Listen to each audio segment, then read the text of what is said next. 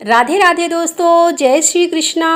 आज की कथा में आप सभी भक्तों का हार्दिक स्वागत है। भगवान श्री कृष्ण और श्रीमती राधा रानी की कृपा सदैव आप पर और आपके समस्त परिवार पर बनी रहे। दोस्तों, आज आप सुनेंगे ज्येष्ठ मास की कथा का 16वां अध्याय। तो भगवान श्री हरि विष्णु का ध्यान करके आज की पावन कथा का प्रारंभ करते हैं। श्री नारद जी कहते हैं कि हे राजन, तदंतर बलराम और श्री कृष्ण दोनों गौर श्याम मनोहर बालक विविध लीलाओं से नंद भवन को अत्यंत सुंदर एवं आकर्षक बनाने लगे। हे मिथिलेश्वर, वे दोनों हाथों और घुटनों के बल से चलते हुए और मीठी तोतली बोली बोलते हुए थोड़े ही समय में ब्रज में इधर उधर डोलने लगे। माता यशोदा और रोहिणी के द्वारा लालन पालन से वे दोनों शिशु कभी माताओं की गोद से निकल जाते और कभी पुनः उनके अंदर में आकर बैठ जाते। माया से बाल रूप धारण करके त्रिभुवन को मोहित करने वाले वे दोनों भाई राम और श्याम इधर उधर मंजीर और करधनी की झनकार फैलाते फिरते थे।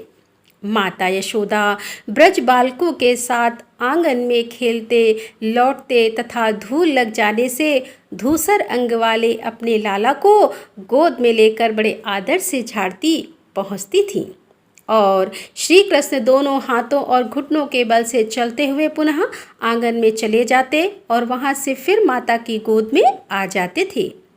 इस प्रकार से ब्रज में सिंह सावक की भांति लीला कर रहे थे। माता यशोदा उन्हें सोने के ताबीज जड़े पीताम्बर और पीली झग पहनाती थीं तथा मस्तक पर दीप्तिमान रत्न में मुकुट धारण कराती और इस प्रकार अत्यंत शोभाशाली भव्य रूप में उन्हें देखकर अत्यंत आनंद का अनुभव करती थीं। अत्यंत सुंदर बालों चित कीड़ा में तत्पर बाल मुकुंद का दर्शन करके गोपियाँ बड़ा सुख पाती थीं। वे सुख स्वरूपा गोपांगनाएं अपना घर छोड़कर नंदराज के गोष्ठ में आ जाती और वहां आकर वे सब की सब अपने घर की सुध बुध भूल जाती थीं। हे राजन, नंद राय जी के गृह द्वार पर कृत्रिम सिंह की मूर्ति देखकर भयभीत की तरह जब कृष्ण पीछे पीछे लौट पड़ते तब यशोदा जी अपने लाला को गोद में उठाकर घर के भीतर चली जाती। उस समय गोपियां ब्रज में दया से द्रवित हृदय होकर यशोदा जी से इस प्रकार कहती थीं। श्री गोपांगने कहने लगी कि हे सुबे, तुम्हारा लाला खेलने के लिए बड़ी चपलता दिखाता है। इसकी बाल केली अत्यंत मनोहर है। ऐसा ना हो कि इसे किसी की नज़र लग जाए। अतः तुम इस काक पक्षीधारी दूध में बालक को आंगन से बाहर मत निकलने दिया करो। देखो ना, इसके ऊपर के 2 दांत ही पहले निकल आए हैं जो मामा के लिए दोष कारक होते हैं। यशोदा जी, तुम्हारे इस बालक के भी कोई मामा नहीं है, इसीलिए विघ्न निवारण के हेतु तुम्हें दान करना चाहिए। गौ ब्राह्मण देवता साधु महात्मा तथा वेदों की पूजा करनी चाहिए। श्री नारद जी कहते हैं कि हे राजन, तब से यशोदा जी और रोहिणी जी पुत्रों के कल्याण की कामना से प्रतिदिन वस्त्र रत्न तथा नूतन अन्नों का दान करने लगी। सिंह शावक की भांति दिखने वाले राम और कृष्ण बालक कुछ बड़े होकर गोठों में अपने पैरों के बल से चलने लगे। श्री दामा और सुबल आदि ब्रज बालक शिखाओं के साथ यमुना जी के शुभ बालुका तट पर तलों से घिरे हुए कंदम गुंज की शोभा से विलस कालिंदी तटवर्ती उपवन में विचरने लगे। श्री हरि अपनी बाल लीला से गोप गोपियों को आनंद प्रदान करते हुए सखाओं के साथ घरों में जा जाकर माखन और घृत की चोरी करने लगे। एक दिन उपनंद की पत्नी गोपी प्रभावती श्री नंद मंदिर में आकर यशोदा से बोली। प्रभावती ने कहा कि हे यशोमती, हमारे और तुम्हारे घरों में जो माखन घी दूध दही और उसमें ऐसा कोई भेदभाव नहीं है कि यह हमारा है यह तुम्हारा है। मैं यह नहीं कहना चाहती कि तुम्हारे इस लाला ने कहीं चोरी सीखी है। माखन तो ये स्वयं ही चुराता फिरता है, परंतु तुम इसे ऐसा न करने के लिए कभी कोई शिक्षा नहीं देती। एक दिन जब मैंने शिक्षा दी तो तुम्हारा यह ढीठ बालक मुझे गाली देकर मेरे आंगन से भाग निकला। यह चोरी करे यह उचित नहीं है, किंतु मैंने तुम्हारे गौरव का ख्याल रख के इसे कभी कुछ नहीं कहा। श्री नारद जी कहते हैं कि हे राजन, प्रभावती की बात सुनकर नंद गहनी यशोदा ने बालक को डांट बताई और बड़े प्रेम से सांत्वनापूर्वक प्रभावती से कहा। श्री यशोदा जी बोली कि बहन, मेरे घर में करोड़ों गौवें हैं। इस घर की धरती सदा गोरस से भीगी रहती है। पता नहीं यह बालक क्यों तुम्हारे घर में दही चुराता है। यहाँ तो कभी यह सब चीज़ें चाव से नहीं खाता। प्रभावती, इसने जितना भी दही या माखन चुराया हो वह सब तुम मुझसे ले लो। तुम्हारे पुत्र और मेरे लाला में किंचित मात्र भी कोई भेद नहीं है। यदि तुम इससे माखन चुरा कर खाते हैं और मुख में माखन लपेटे हुए पकड़कर मेरे पास ले आओगी तो मैं इसे अवश्य ताड़ न दूंगी, डांट कर बांध कर रखूंगी। श्री नारद जी कहते हैं कि हे राजन, यशोदा जी की यह बात सुनकर गोपी प्रभावती प्रसन्नतापूर्वक अपने घर लौट गई। तब एक दिन श्री कृष्ण समवयस्क बालकों के साथ फिर दही चुराने के लिए उसके घर में गए। घर की दीवार के पास सटकर एक हाथ से दूसरे बालक का हाथ पकड़कर धीरे धीरे घर में घुसे। छीके पर रखा हुआ गोरस हाथ से पकड़ में नहीं आ सकता। यह देखकर श्री हरि ने स्वयं एक ओखली के ऊपर पीढ़ा रखकर उस पर कुछ ग्वाल बालों को खड़ा किया और फिर उनके सहारे आप ऊपर चढ़ गए। तो भी छीके पर रखा हुआ गोरस अभी और ऊंचे कद के मनुष्य से ही प्राप्त किया जा सकता था, इसीलिए उसे ना पा सके। तब श्री सुदामा और सुबल के साथ उन्होंने मटके पर डंडे से प्रहार किया। दही का बर्तन फूट गया और सारा गव्य पृथ्वी पर बह चला। तब बलराम सहित माधव ने ग्वाल बालों और बंदरों के साथ वह मनोहर दही जी भर खाया। लेकिन भाण के फूटने की आवाज़ सुनकर गोपी प्रभावती वहां आ पहुंची। अन्य सब बालक तो वहां से भाग निकले, किंतु श्री कृष्ण का हाथ उसने पकड़ लिया। श्री कृष्ण भयभीत से होकर मिथ्या आंसू बहाने लगे। प्रभावती उन्हें लेकर नंद भवन की ओर चली। सामने नंदराय जी खड़े थे। उन्हें देखकर प्रभावती ने मुख पर घूंघट डाल लिया। अब श्री हरि सोचने लगे कि इस प्रकार जाने पर माता मुझे अवश्य दंड देगी। अतः उन स्वच्छंद गति परमेश्वर ने प्रभावती के ही पुत्र का रूप धारण कर लिया। रोज से भरी हुई प्रभावती यशोदा जी के पास शीघ्र जाकर बोली, इसने मेरा दही का बर्तन फोड़ दिया और सारा दही लूट लिया। यशोदा जी ने देखा कि यह तो इसी का पुत्र है। तब वे हंसती हुई उस गोपी से बोली कि पहले अपने मुख से घूंघट तो हटाओ, फिर बालक के दोष बताना। यदि इस तरह झूठे ही दोष लगाना है तो फिर मेरे नगर से बाहर चली जाओ।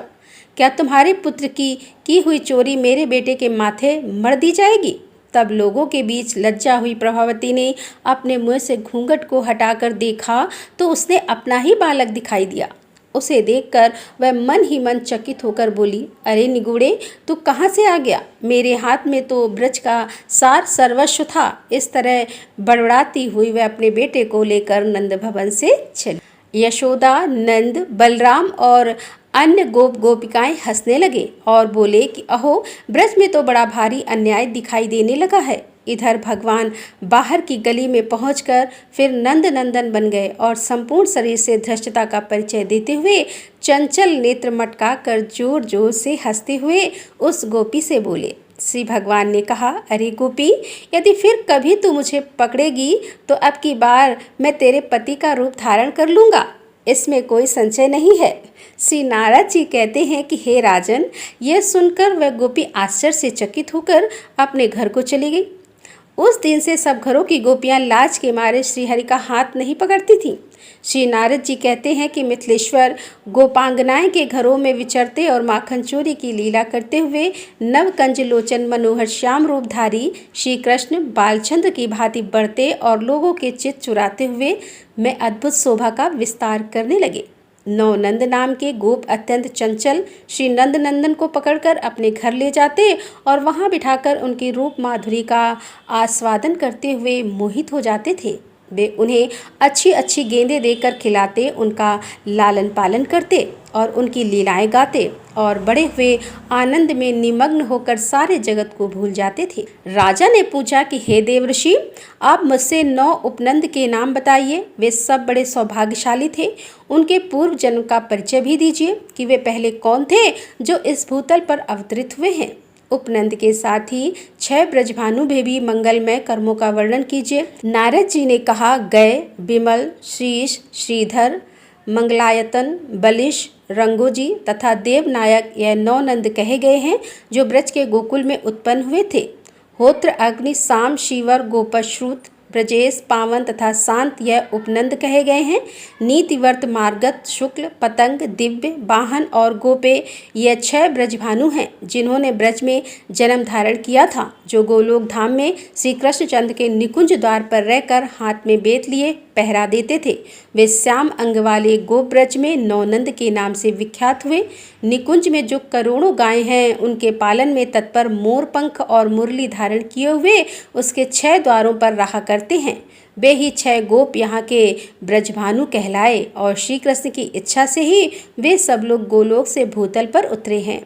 उनके प्रभाव का वर्णन करने में तो चतुर्मुखी ब्रह्मा जी भी समर्थ नहीं हैं। फिर मैं उनके महान अभ्युदयशाली सौभाग्य का कैसे वर्णन करूं, जिनकी गोद में बैठकर बाल कीड़ा परायण श्री हरि सदा सुशोभित होते थे। एक दिन की बात है कि यमुना के तट पर श्री कृष्ण ने मिट्टी का आस्वादन किया। यह देखकर बालकों ने यशोदा जी के पास आकर कहा कि अरे मैया, तुम्हारा लाला तो मिट्टी खाता है। बलभद्र जी ने भी उनकी हाँ में हाँ मिला दी। तब नंद रानी ने अपने पुत्र का हाथ पकड़ लिया और बालक के नेत्र भयभीत से हो उठे। मैया ने उससे कहा, यशोदा जी ने पूछा कि ओ महामूढ़, तूने मिट्टी क्यों खाई? तेरे ये साथी भी बता रहे हैं और साक्षात बड़े भैया या बलराम भी यही बात कहते हैं कि माँ मना करने पर भी यह मिट्टी खाना नहीं छोड़ता। इसे मिट्टी बड़ी प्यारी लगती है। श्री भगवान ने कहा कि मैया, ब्रज के सारे बालक झूठ बोल रहे हैं। मैंने कहीं भी मिट्टी नहीं खाई। यदि तुम्हें मेरी बात पर विश्वास ना हो तो मेरा मुंह देख लो। तब श्री नारद जी कहते हैं कि हे राजन, तब गोपी यशोदा ने बालक का सुंदर मुख खोलकर देखा तो यशोदा को उसके भीतर 3 गुणों द्वारा रचित और सब ओर फैला हुआ ब्रह्मांड दिखाई दिया। 7 द्वीप, 7 समुद्र, भारत आदि वर्ष, शुद्रण, पर्वत, ब्रह्मलोक पर्यंत 3 लोक तथा समस्त ब्रजमंडल सहित अपने शरीर को भी यशोदा ने अपने पुत्र के मुख में देखा। अब यह देखते ही उन्होंने आंखें बंद कर ली और श्री यमुना जी के तट पर बैठकर सोचने लगी कि यह मेरा बालक साक्षात श्री नारायण है। इस तरह वे ज्ञान निष्ठ हो गई। तब श्री कृष्ण उन्हें अपनी माया से मोहित करते हुए हंसने लगे। यशोदा जी की स्मरण शक्ति विलुप्त हो गई। उन्होंने श्री कृष्ण का जो वैभव देखा था वह सब वे तत्काल ही भूल गईं। राधे राधे, जय श्री कृष्णा। आज की कथा का यहीं पर समापन करती हूँ। इसके आगे का वृतांत आप कल की कथा में सुनेंगे। अभी जो प्रसंग चल रहा है यह भगवान श्री कृष्ण की बाल लीला का है। तो आप सभी से अनुरोध है कि आप लोग प्रतिदिन की कथाएं जरूर सुना कीजिए और अगर आपको यह कथाएं पसंद आती हैं तो इस वीडियो को आगे भी शेयर किया कीजिए। दूसरे भक्त भी भगवान श्री कृष्ण की बाल लीला का श्रवण कर सके। दोस्तों, मिलते हैं इसके आगे की कथा लेकर। तब तक के लिए राधे राधे, जय श्री कृष्णा, हर हर महादेव, जय भोलेनाथ की।